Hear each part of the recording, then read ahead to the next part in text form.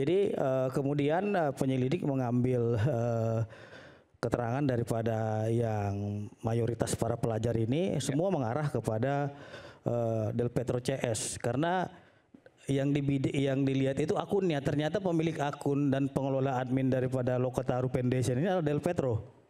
Jadi di dalam proses penyelidikan yang dilakukan oleh pihak kepolisian tersebut ya, kemudian sekitar tanggal 27-28 polisi mengamankan para pelajar nih yang ikut demonstrasi.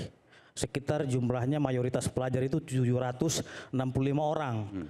Nah, dari hasil interview terhadap para pelajar itu mengarahlah kepada akun media sosial, ada dia blog politik pelajar ya, ada Gejayan Memanggil ya, ada Aliansi Mahasiswa Pembugat dan Lokataru_Foundation. Jadi di sini bukan hanya dilihat daripada posko tersebut, tapi penyelidik menemukan adanya suatu ajakan ya yang sifatnya itu mengarah kepada pasal 160. Ya, sehingga kita lihat juga ada beberapa video juga tersebar seperti video mengatakan bahwasanya apabila terjadi kerusakan dan perusakan fasilitas umum itu sudah sesuai. Itu dari postingan itu? Ada di video. Postingan salah satu tersangka. Oke. Ya, udah sesuai itu katanya gitu kan. Nah, jadi kemudian itu pasca kerusakan dong berarti? Iya. Oke. Sebelum kerusakan terjadi kan gitu. Oh, udah mengatakan seperti itu. Iya, udah tersebar dan lainnya. Jadi kemudian penyelidik mengambil keterangan daripada yang mayoritas para pelajar ini semua mengarah kepada Del Petro CS karena yang dilihat itu akunnya, ternyata pemilik akun dan pengelola admin daripada Lokataru Foundation ini adalah Del Petro. Itu yang ditemukan. Jadi Del Petro bukan musuhnya polisi, tapi Del Petro berhadapan dengan hukum hari ini gitu loh. Bukan polisi menargetkan oh ini harus ditangkap, ini harus ditahan, tidak seperti itu. Tapi menarik sebelum kita melaju ke pertanyaan berikutnya. Saya perkenalkan dulu, selamat datang Kepala Badan Intelijen Strategis Pak Laksamana Muda Soleman Ponto. Laksamana Purnawirawan Soleman Ponto, Kepala BAIS 2011-2013 ya. Jangan dianggap sekarang masih menjabat, enggak, udah lama itu. Oke. Selamat datang Pak Soleman. Kita tahan dulu, saya ingin tanya dulu. Jadi sebelum ada kerusakan, sebelum ada prahara, salah satu postingannya adalah membuka posko. Yang kedua, kalau nanti ada kerusakan, ini isi postingannya. Kalau ada kerusakan maka sudah sesuai atau sudah cocok begitu, kurang lebih begitu. Ya. Oke. Ya, gini Mas Aiman. Kalau melihat konstruksi kasusnya, ini kan kita tahu ya dalam situasi waktu itu situasi kegelisahan perasaan batin yang sama kita waktu itu. Masyarakat sedang protes terkait dengan situasi bangsa, situasi kemudian kebijakan pemerintah maupun DPR yang kemudian melukai perasaan batin masyarakat. Nah, dalam kerangka itu ada memang sebaran-sebaran untuk aksi demonstrasi. Oke, tadi sebenarnya kalau ada kerusakan maka sudah tepat. Kalau dikatakan ada yang kerusakan tidak ada spesifik kalau ada kerusakan maka enggak. Jadi tidak ada itu. Tidak ada secara spesifik menyatakan bahwa misalkan kita harus merusak apapun gitu. Konteksnya misalkan Del Petro ya. Ini kan ada beberapa orang. CS lah, ini kan ada beberapa. Ya. Kalau khususnya misalkan di Del Petro Mas, ini kan mereka mencoba dikonstruksikan ya bersama-sama ya dalam kerangka memang ada postingan-postingan yang dia kolaborasi dengan beberapa akun Instagram. Nah, tapi yang kemudian harusnya kita kritisi adalah apakah kemudian postingan itu berkolerasi langsung kepada kericuhan yang terjadi di masyarakat? Kami memandang sepertinya tidak sesederhana itu memandangnya. Bagaimana mungkin kemudian kericuhan yang kemudian terjadi secara masif itu digerakkan hanya dari postingan yang ada di Instagram. Ini kan logika awam aja Mas melihat itu. Jadi kami keberatan kalau dikatakan postingan itu berkontribusi pada kericuhan yang terjadi di masyarakat. Buktinya nggak ada. Menurut kami tidak valid. Jadi begini, termasuk, mohon maaf Bang, izin sebentar ya. Tadi kan Abang berbicara sekarang. Termasuk mengkonstruksikan misalkan ada dengan pelajar datang kemudian anak-anak di bawah umur ikut demonstrasi. Pertanyaannya, memangnya pelajar itu adalah anak-anak? Saya bisa jadi dibilang pelajar, mahasiswa bisa jadi dibilang pelajar. Itu kan hal yang kemudian spesifik loh. Kalau kita bicara hukum itu ada yang namanya prinsip lex serta, lex stricta, lex scripta. Hukum itu dia harus jelas, harus tegas, dan kemudian harus tertulis. Nah, dalam kerangka itu makanya kami selalu mengkritisi, wah nggak bisa sembarangan ini menarik delik seseorang melakukan tindak pidana seluas ini. Nah ini yang kemudian kami kritisi, Mas. Oke.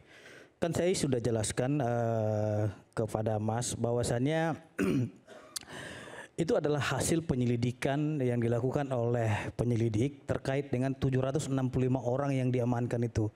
Mereka memberitahukan bahwasannya ia mendapat ajakan dan berupa di media sosialnya Lokataru Foundation dan Gejayan memanggil ya blog politik pelajar itu dari mereka gitu loh. Jadi bukan ujuk-ujuk polisi, oh ini karena ini nih gitu, karena ini tidak. Itu hasil daripada interview yang dilakukan terhadap 765 orang tadi, sehingga mengarah ke sana. Dan setelah diterusi Bang Aiman, ternyata adminnya ya mereka. Oke, tapi begini, tadi pertanyaannya menantang juga. Dari mana kemudian bisa disimpulkan bahwa prahara itu karena postingan-postingan yang tadi disampaikan oleh para aktivis? Oke, penyidik mendapat suatu keterangan yang diambil dari keterangan ahli. Sebagaimana ahli menyimpulkan baik dari ahli bahasa ya, ahli ITE dan ahli pidana, sehingga penyelidik melakukan gelar perkara pada tanggal kalau nggak salah 29 Agustus ya untuk ditingkatkan ke penyidikan dan SPDP-nya dikirimkan kejaksaan hasil daripada bukti permulaan yang cukup tadi, yaitu dari keterangan saksi dan keterangan ahli. Begitu Bang Aiman. Artinya akan bisa dibuktikan di pengadilan kelak bahwa postingan tersebut memunculkan prahara. Ya, dan yang dipersoalkan oleh Mas tadi juga mereka sudah mengajukan pra-peradilan di Pengadilan Negeri Jakarta Selatan terkait dengan administrasinya. Ya, apakah memang terkait dengan penetapan tersangka tersebut sah atau tidak. Ternyata pra-peradilan yang diajukan oleh teman-teman Del Petro CS ini ditolak oleh Pengadilan Negeri Jakarta Selatan dan prosedural yang dilakukan oleh kepolisian telah sah dan sesuai dengan ketentuan hukum. Begitu. Ya, tapi kalau pra-peradilan kan 99% pasti gagal. Ya, betul ya. Ya. Jadi maksudnya meskipun itu mungkin kita hormati ya. Ya, ada sedikit yang perlu saya luruskan ya, Mas Aiman ya. Terkait dengan prosedur gelar perkara yang kemudian disampaikan. Kita memang melihat ada gelar perkara itu, Mas Aiman. Tapi faktanya ini yang kita kritisi. Terkesan tergesa-gesa. Kenapa seperti itu? Karena gelar perkara itu dilakukan dalam masa yang sangat relatif singkat antara pemeriksaan saksi-saksi dan kemudian. Tapi soal pra-peradilan tadi gimana? Kalau saya katakan ya bukan 99% itu istilah aja ya, tapi mayoritas pasti akan kalah si terdakwa. Ya, ini juga kritik. Tersangka. Begini. Artinya sudah clear semuanya bahwa sudah diuji di pra-peradilan, tinggal kemudian melanjutkan proses hukumnya. Bagaimana Anda menanggapi itu? Betul. Kalau kita kembali lagi ke konsep hukum ya, pra-peradilan itu kan dia belum kepada pokok perkara. Dia hanya terkait dengan formalitas. Nah, sayangnya kami mendorong sebenarnya pengadilan lebih daripada sekedar mengecek formalitas. Oke. Hakim yang kemudian memeriksa perkara rekan-rekan, kami kritisi juga. Kenapa seperti itu? Terkesan seperti checklist saja. Oh, ada 2 alat bukti, oh ya sudah terpenuhi. Tanpa kemudian melihat apakah 2 alat bukti itu sudah sesuai prosedur atau tidak. Saya kasih contoh, Mas Aiman. Ada anak yang kemudian diperiksa oleh penyidik. Sayangnya anak itu tidak didampingi oleh siapapun pada saat dilakukan pemeriksaan. Dan itu menjadi bukti yang kemudian terungkap di persidangan. Oke. Artinya apa? Itu sebenarnya secara prosedur kalau kita merujuk ke hukum yang berlaku itu anak itu harus didampingkan. Didampingi saksi ya anak itu ya? Betul. Dalam setiap tingkatan. Penyidikan, penuntutan maupun persidangan itu wajib ada pendamping. Jika tidak ada pendamping berarti itu melanggar ketentuan prosedur. Itu satu. Itu clear ya. Kemudian yang kedua terkait dengan kewajiban untuk memberikan SPDP. Mas Aiman, berdasarkan putusan Mahkamah Konstitusi nomor 30 tahun 2015 itu memberikan kewajiban konstitusional kepada penyidik. Siapapun penyidiknya, baik penyidik kepolisian, penyidik kejaksaan maupun penyidik KPK dan institusi-institusi penyidik PPNS yang lainnya. Untuk memberikan tembusan SPDP itu bukan hanya kepada penegak hukum tapi juga kepada tersangka dan keluarganya. Jadi itu sudah menjadi hak konstitusional warga negara ketika diproses hukum, statusnya ketika dinaikkan ke dalam penyidikan itu dia wajib mendapatkan surat perintah dimulai penyidikan itu. Nah, dalam perkara ini itu clear tidak ada Mas Aiman. Anda meragukan ketika nanti dilakukan proses peradilan maka juga akan ditemui indikasi ketidakadilan? Bukan indikasi ketidakadilan, ini udah melanggar konsep negara hukum. Ini udah Melanggar konsep negara hukum. Due process of law. Oke, baik. Ini udah melanggar prinsip due process of law. Oleh sebab itu makanya kami juga mengkritisi. Kami bahkan menghadirkan beragam ahli tata negara, ahli hukum acara pidana, khususnya misalkan dalam kasus yang saya dampingi dalam Sahdan Hussein. Kami hadirkan Dr. Aristo, kami hadirkan juga Prof. Denny Indrayana. Kita dalam satu forum itu sudah terungkap dalam fakta persidangan, itu sudah menjadi kewajiban konstitusional loh untuk dilakukan. Tapi sayangnya hakim pra peradilan dia hanya kemudian jadi petugas checklist aja. Oh, 2 alat bukti terpenuhi, udah selesai. Nah, ini kemudian kan kita kritisi, putusan pengadilan itu bukan kitab suci, kita juga bisa kritisi walaupun kita hormati putusan itu.